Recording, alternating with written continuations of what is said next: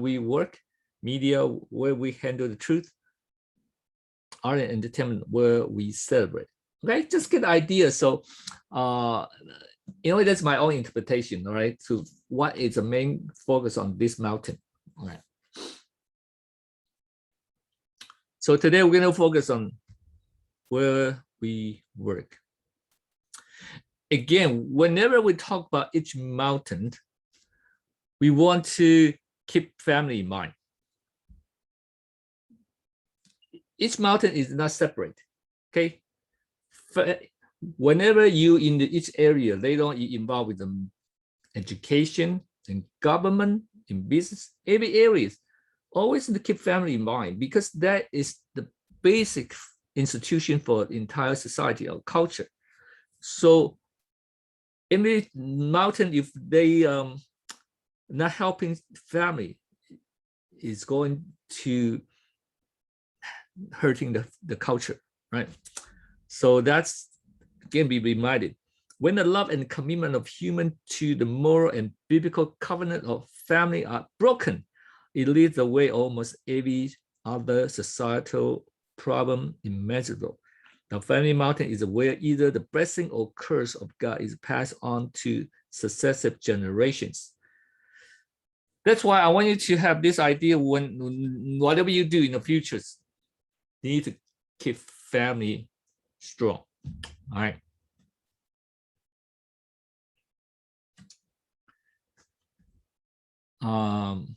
Jen, can you read it for me? In nothing has the church so lost her hold on reality as in her failure to understand the respect and secular vocation. She has allowed work and religion to become separate departments. She has forgotten that the secular vocation is sacred. Dorothy Sayers. Okay. The secular vocation is sacred. And the good thing about when you taking class in the Christian school, my daughter, for her online literature, I think the class, she needs to read her book, right? So see what aspect, what type of school you take, course you take, they're going to depend on what type of book you're going to read. We spend majority of our waking hours working, whether in the marketplace or at home. Yet how often have you heard a sermon about the biblical view of work or in economies?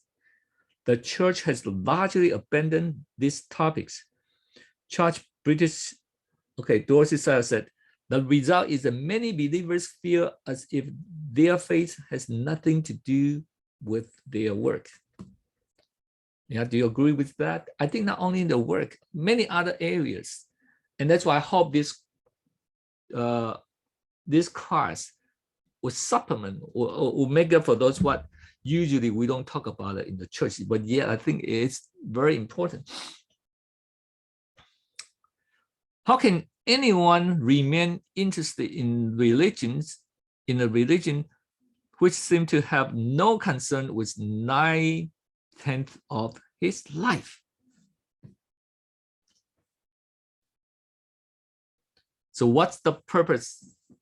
The purpose of work? Anybody? What is the purpose? Caleb, what is the purpose? What do you think? To benefit others around you and possibly to share Christianity with other people. Oh, very noble. You have nothing about you, huh? Anyone else?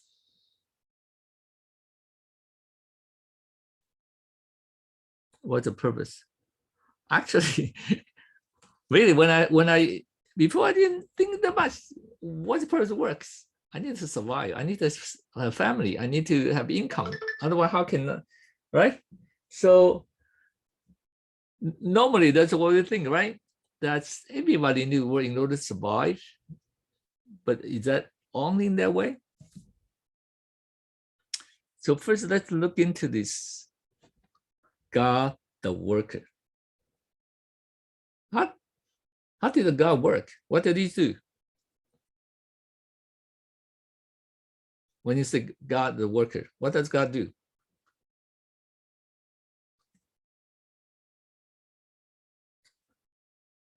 Jerry, what does God do? A lot of things. A lot of things like heal, a lot of things. I'm still, I don't know. Anybody? Croy, Genesis. Yeah, what does God do?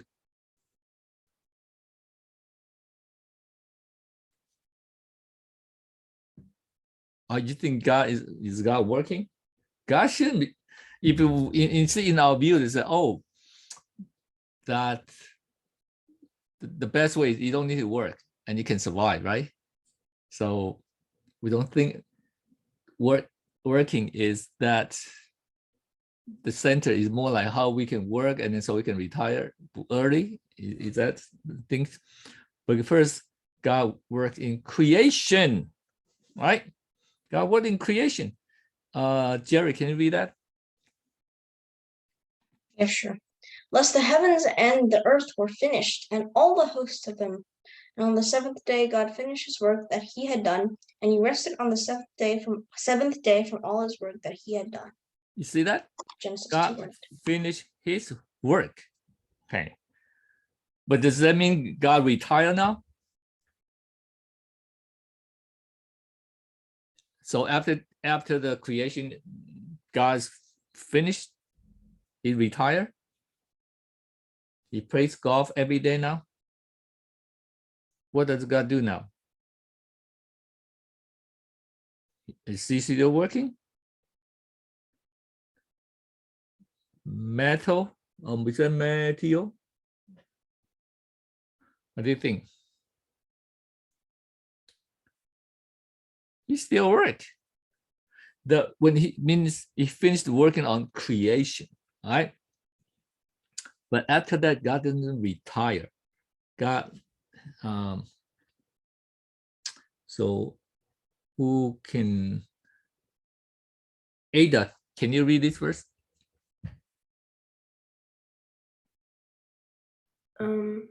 He is the radiance of the glory of God and the exact imprint of his nature, and he upholds the universe by the word of his power. After making purification for sins, he sat down at the right hand of the Majesty on high. Okay, he upholds the universe. Don't take for granted, right? Everything, the earth, all the universe, they still keep the same distance. Can you imagine if the sun and earth, the distance change a little bit? Wow, we're going to be a big problem. So God still working, but his providence. I think we miss this idea of providence. Our early founding father know that. So which state's a capital named Providence? Do you know? Which state?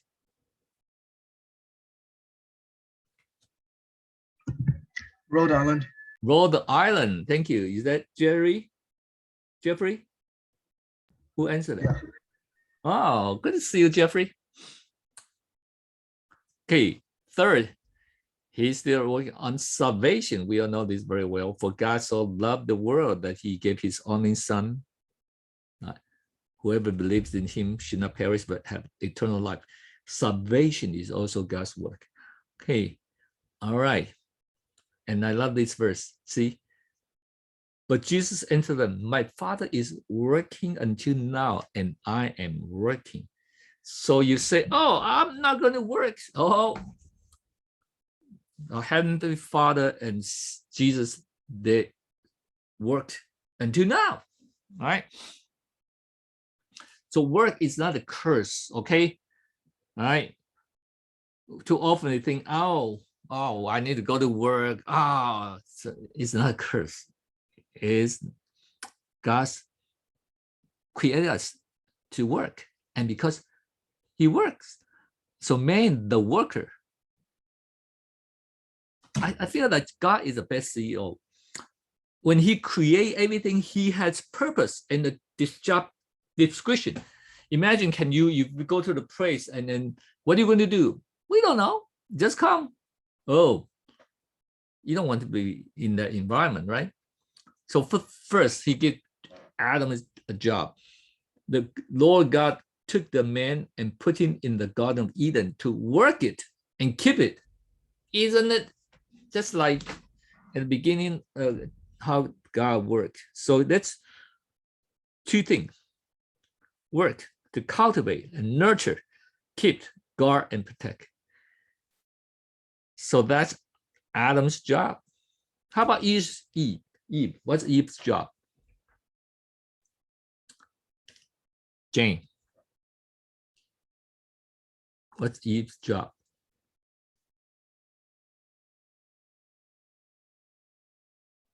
Maybe like to reproduce.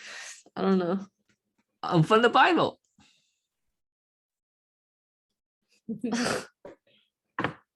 Oh, in the Genesis. Like help Adam with work and keep. Yeah, with his helper. Okay. So Eve will be the helper for Adam, right? So Eve also has a job, right? Not just to go shopping every day, okay?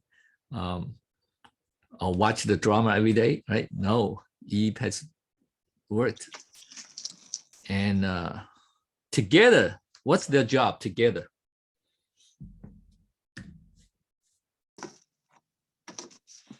Or in Genesis, we talk about this all the time. This you should know. Adam and Eve together, what's their job?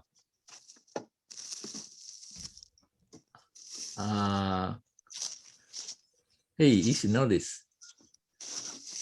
Is it a cadence? You want to guess? Our most famous verse, cultural mandate. God bless them. Right? Be fruitful and multiply, fill the earth. Man, you see that? All right. It cannot, you got to have Adam and Eve. Otherwise, they cannot be fruitful and multiply. But now we talk about the human technology. They want to eliminate this. They can, without human being, without family, they're going to produce people.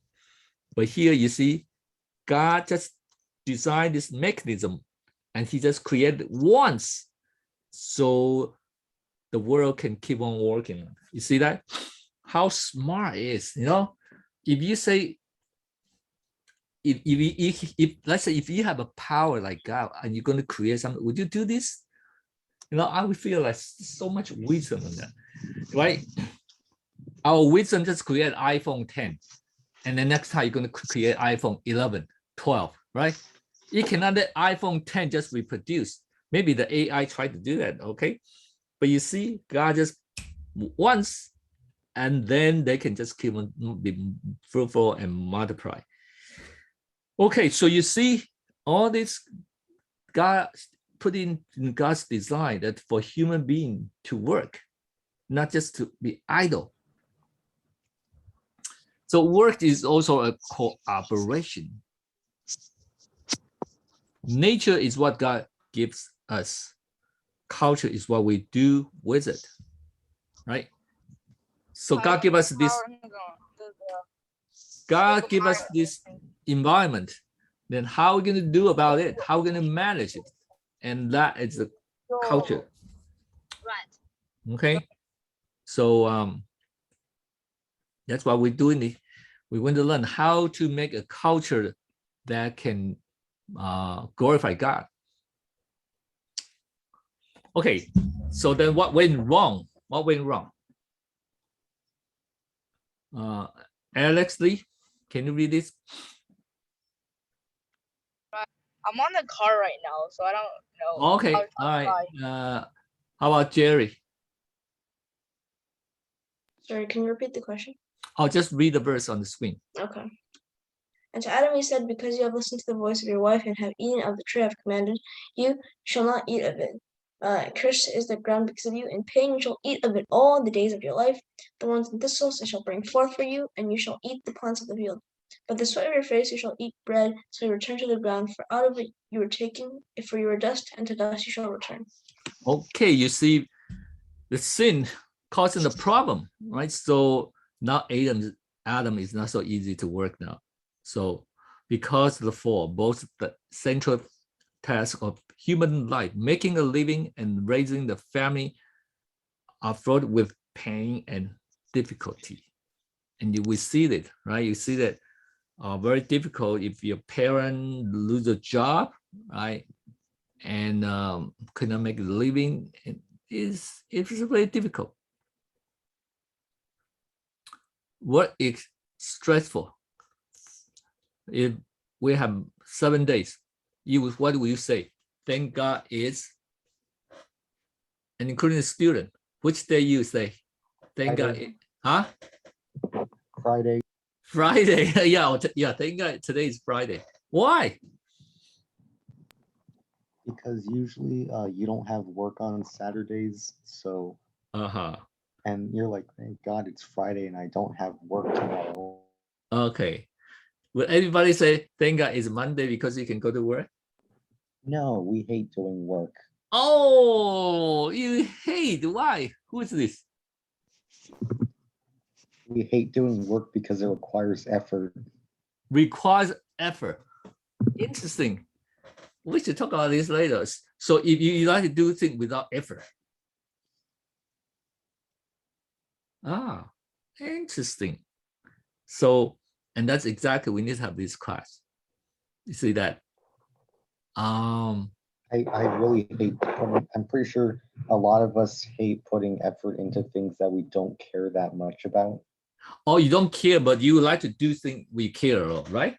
If it's something I actually care about, then I don't really have much of an issue doing it.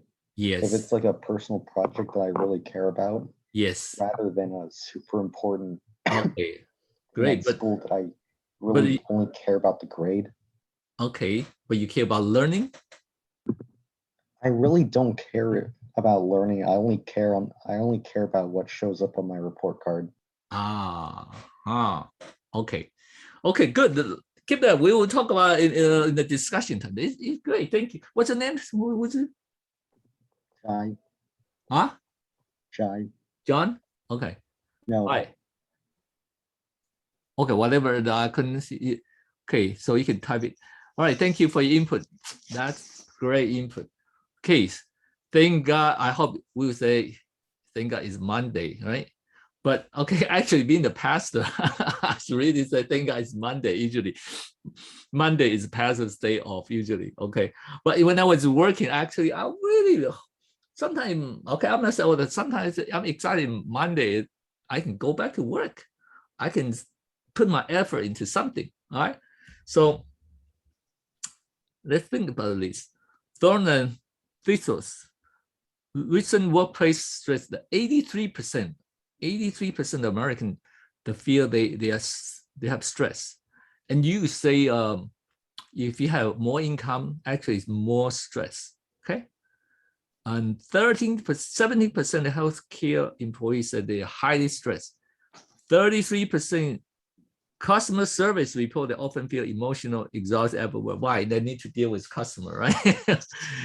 So and working mother 18% more stressful than childless woman. So burnout syndrome account for 8% of the occupational illness cases. So you see, it's a lot of problem in our working environment today, right? So what? So the problem was stressful because, and second, I think also misplaced purpose. For what does it profit a man to gain the whole world and forfeit his soul? The misplaced purpose. And that's why we're going to talk about this. What's the purpose of working? If you misplace that, you're going to have problem. For the love of money is the root of all kinds of evil. It's through this craving that some has wandered away from the faith and pierced themselves with many pains. I think if we put money is the only purpose of working, that would be the problem. Too often we make the decision of taking certain job just because it pays more, right? And so that is very crucial for us to understand what is the purpose. I know many young people that said, I will often ask, why you need to study hard? Why who can answer? Why all parents want you to study hard? Why? To work. Oh, but not so fast yet. You study hard, you can get a good grade, right? Get a good grade to what? Go to good school. Go to good school to go to what? Have a good job, right? Have a good job means what? Have a good life. Yeah, but is that true? Is that true? That's why we need to think about that, all right? Okay. And very interesting here, there's Adam Smith. He is the founder of the capitalism, and he defined work solely as a means to fulfill one's self-interest. Wow.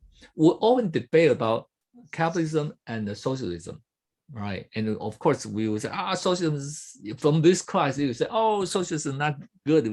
We talk about all this, but doesn't mean capitalism is good, okay? It's a means of fulfill one's self-interest. No one acts out to, he just say that no one acts out for love. It is all for the self-interest. Is that true? I hope it's not that true, right? I think there's some people, I hope most people actually, you really want to do something that someone said earlier, you want to benefit the other people. You're not just doing this for your own self-love. Honestly, if I do some work and not helping other people, I'll feel very not that meaningful. When I do in the computer job, yes, it give me pay. I can support my family. But I feel also very satisfied. I'll solve the problem for other people or for my company. And that bring you something, okay? Because by you helping other. All right. First, I want to just especially, always I want to talk about this, that too often we put, especially for women, that working, it means you go to work in the office. I think it's a mistake for this highly educated and capable woman to make the choice to stay home, said a law professor and a working mom, Linda. Okay. I have the youth in my youth group. She showed me the material she learned, and is really bashing the mother who stay home. Once a young lady, she's high school, she asked my wife to look at her paper. She wrote going to be in a competition. And we know this girl from young, very nice. And the article is really bashing the mother who stay home. And that's the culture we're living in now. So if you have education, then you have to go out to work in the corporate office. If you decide to stay home, it's a mistake. And I think that's something that we need to think about from secular view, also from biblical worldview. Look at this. The state of the American woman, a new poll show why they are more powerful but less happy.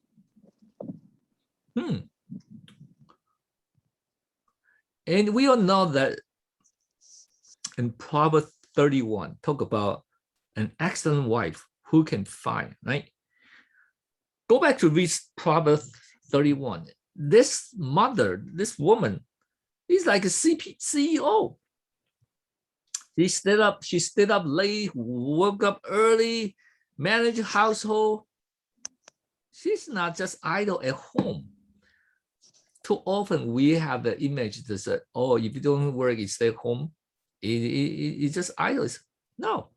And excellent, these words in Hebrew language carry meaning of strength, might, army, efficiency, and wealth.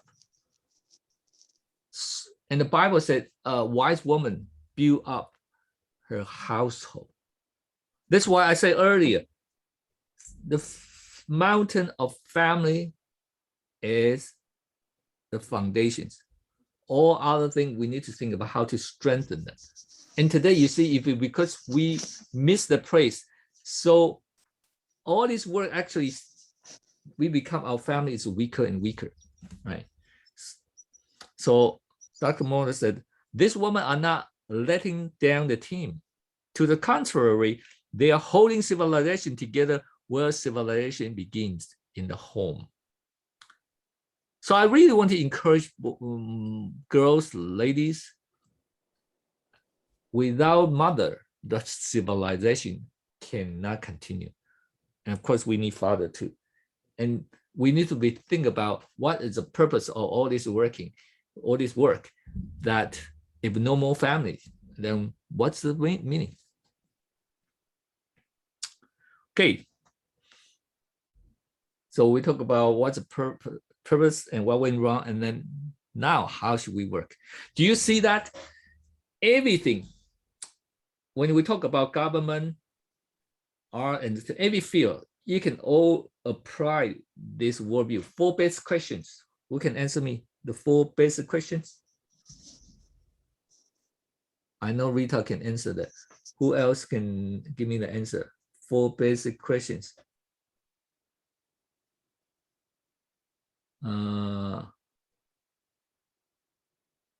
Abraham, is that?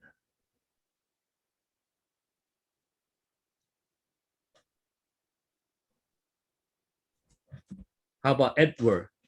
What are the 4 basic worldview questions? I don't know. How about creation? What's next? Creation. 4, remember? Redemption and restoration. So that's how we kind of try to do this. Now, how we can restore the, okay? So interesting, this guy, Ray Kroc, he said, I believe in God, family, and McDonald's, okay? But next say, and in the office, the order is reversed. Is that, most people think this way, right? Probably many Christians think this way. Oh yeah, I believe in God, family, and in my workplace. But in the office, reverse. Everything is for whatever your work, trump everything, right? But recently, this Pat Gelsinger, he's a CEO of Intel. I think just started recently, right? He said, as a born-again believer in the Lord Jesus Christ, my faith is the foundation of who I am and what I stand for, what I dream of accomplishing, and what I desire to become as a man. My faith is an integral element of my personality and my life's experience. And he wrote this book, The Juggling Act, Bringing Balance to Family, Faith. Okay, it's very important. It's an art, it's an act. How do we balance this? Everybody going to face this challenge. And look at this. That's in his book. That's what he wrote. Jen, can you read this for me? Should I start from the top? Mm-hmm. Okay. I will be a Christian husband, family man, and businessman. I will use every resource God provides me to carry out his work on earth as set forth below. Values, the thing I stand for. My values will be recognized for. I will work hard in all that I do, give my best effort in every task, never be satisfied with the status quo. I will be an agent of change. You see that? He also wrote he will be an agent of change. See, he put this in the personal mission statement. Right. And then really, I wish I know this earlier before I taken the job. You know, I hope I encourage you. You can start it now. You can write this, what your personal mission statement, and that will remind you what's the purpose. And like he put in those goals. Eileen, can you read it? I will have these goals for my marriage. 2, encourage my own children's faith by 3, witness to X individuals and disciple them. 4, write a book. 5, generate substantial wealth for my employer. 6, become president of Intel Corporation. I will do so while maintaining my values and ethics. Wow. And you see the sequence, the priorities, and that's many years ago. Okay, he wrote this and he already put it here. He wanted to become the president of Intel Corporation, and now he's CEO. All right. So we need to treat work as a worship. So whether you eat or drink, whatever you do, do all to the glory of God. That's something we need to broaden our mind, not just go to Sunday, it's a worship. Whatever we eat or drink, whatever we do, especially in our workplace, okay? And for students, maybe your workplace consider is a school. School is your workplace. Although you don't get money for that, but that's what you do most of the time there. All right. So how are you going to do to glorify God? This is Luther. Okay, that's why I take Martin Luther. And actually, you see our culture change. When my children are young, we always because go to the library to borrow books, and throughout the years, we find out the most of the book in the public library for Martin Luther, he cannot find it. They disappear, and most of the book you can find is Martin Luther King.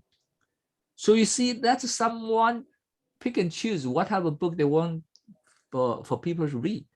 So most of the Christian heritage book is disappearing. Okay, check out your library, see how many you can find. Okay, well that's our experience here. But Luther totally reject the notion that monks and clergy were engaged in holier work than shopkeeper and housewives. Similarly, secular work are a worship of God and obedience well pleasing to God. So that's very important. We need to see everything we do. And I like this, this book is from Brother Lawrence. He wrote about this book, The Practice of Presence of God. Do you know what did he do in monastery? Go on to guess. What does he do? Oh. Grace, can you mute someone? That it makes one extra noise. He is just a chef. He cook, okay? But he said it's not the greatest of the work which matter to God, but the love which it is done. So he just being a chef, and he's doing the best he can do. But not only that, he can experience God's presence with him, right? So think about first, our work is a worship. Wow. Okay. So then God is our boss.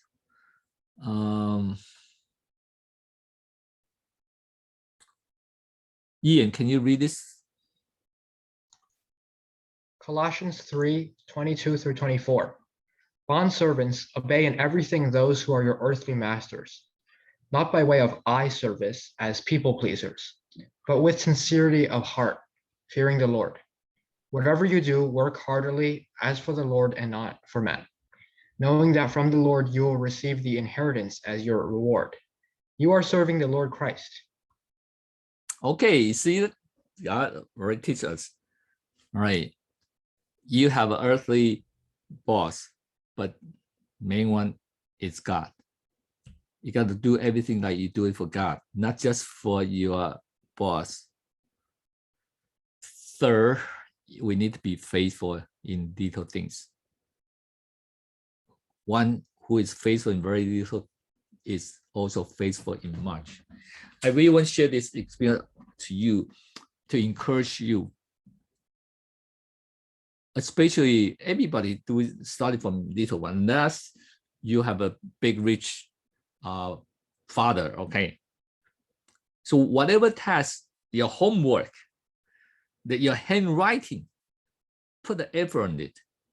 I know sometimes some people earlier say, oh, I don't really care that much or something, but be faithful on the task we are assigned, and they're going to help you a lot. The attitude you do it, the finishes. My wife has a cousin, now she is dentist. She said when she was in the residency, she just basically finished the homework and then she shined. Because so many people even want to become a doctor. They don't care many things. So she said she just finished homework, okay? In due date, okay? That's already faithful in little things, all right? Don't think, oh, I want to do a big thing. I want to be a president or something, but do your homework well and before the due date. My first internship job, when I was in college, I studied industrial engineering. So I got a first internship in a factory and basically just sort. Oh, no. Basically just typing. That's how I learned English typing. Well, I was in Taiwan. The whole summer, they went to all this material, different items. They have an index card and they want to computerize. So I said, can you type it? I said, what?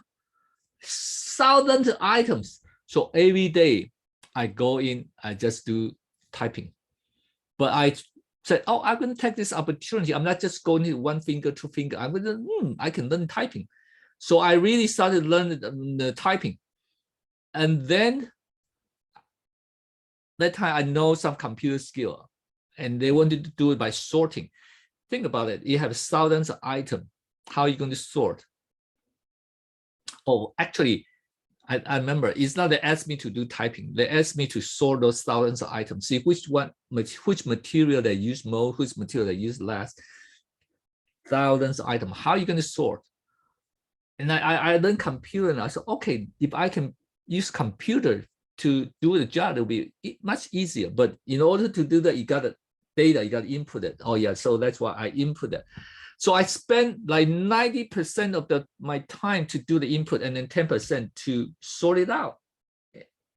And you by computer sort it out. Wow, they were so impressed. So I just want to encourage that it just needs to be based on the little thing, just typing. All right. And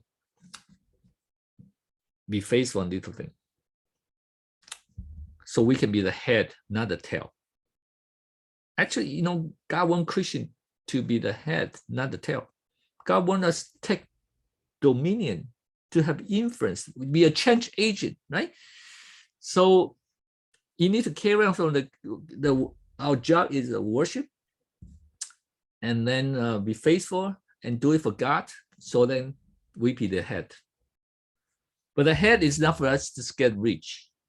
Unfortunately, many churches, many pastors, those big pastors, wow, they drive the fancy car, they do all this, have their personal jet, and they say, oh, God bless you. No. That's not the purpose for us to get rich, okay?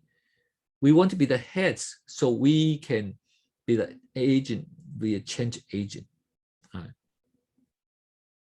So how to be the head? We need to be excellent. We need to be excellent, skillful in his work. And that's why if you study, you need to study harder than other people, right? Because you want to do well. Do you see a man skilled in his work? He will stand before king and not before obscure man. We see Daniel, Joseph. Not only the reason why they gained God's favor because they also study hard. They're also diligent, right? And so I really encourage you, especially for many of your students now. This is a very practical things. Second, we need to develop a biblical business worldview. Too often we think about, you go to work, how do you can serve the Lord? It's just share the gospel, okay? Too often we just say, oh, how can you share the gospel in our workplace? Yes, we need to do that. But we also need to create a new culture to benefit your workplace. If you're the manager, what type of schedule you're going to do it? Do you know 996? People from China, do you know what's the working hour called 996? Anybody heard about that? 996. You want to guess? Are you asking me? Huh? Who can answer that? Sorry, you're cutting out really badly.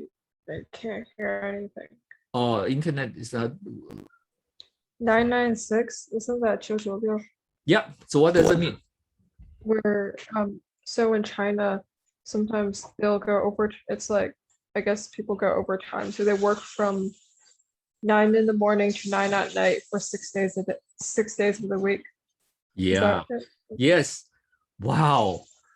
Do you want to the culture have that type of culture that everybody works all 1 hour? Wow. So you see, we need to develop a biblical business worldview, right?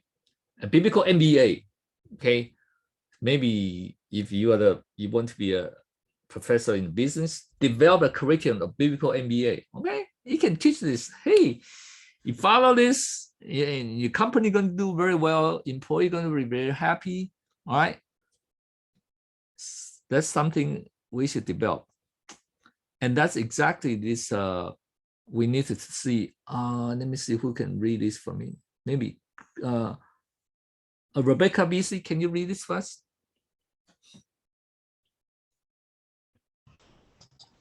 For businesses or plants that do not grow in just any soil, Novak writes, as we have shown, they thrive best in a culture that is both politically free and morally virtuous. Novak uses the images of a three-legged stool.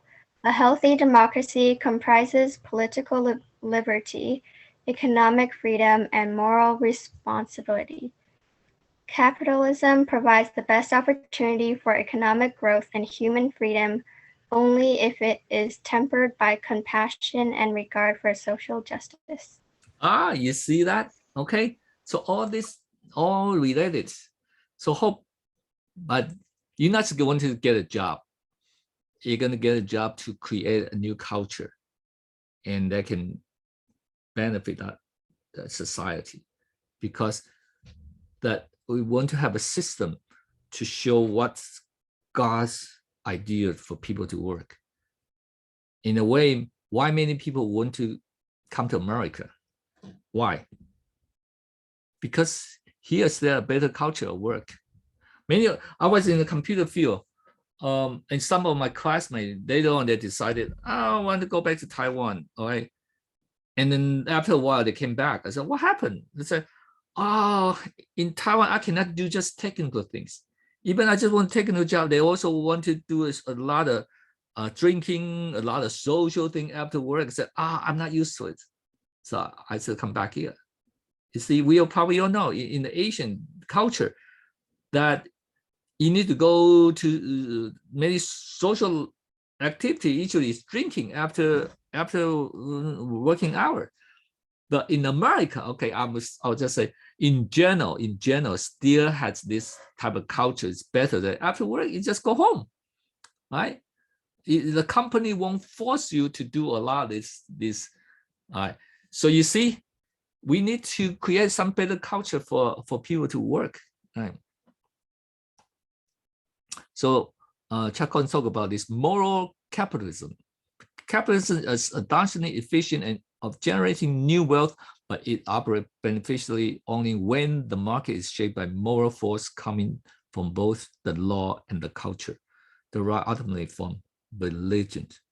And we know that 2008, there's financial crisis because created by all this by Harvard, by these very highly intelligent people, but they forget about morality. All right. So we need to have the boundary Third, we need to start a new business. I really encourage Christian, if we want to be a change agent, start your own business, all right? That you can benefit other people, all right? Last, let the favor of the Lord our God be upon us and establishing the works of our hand, establishing the work of our hands. So God wants us to do the works with our hands. New Testament said, if you don't work, no food. So, okay, hope us use today to think about this issue. And this is a question you can discuss. What are the challenges and temptations for Christians in today's workplaces? How can Christians reclaim their workplaces for the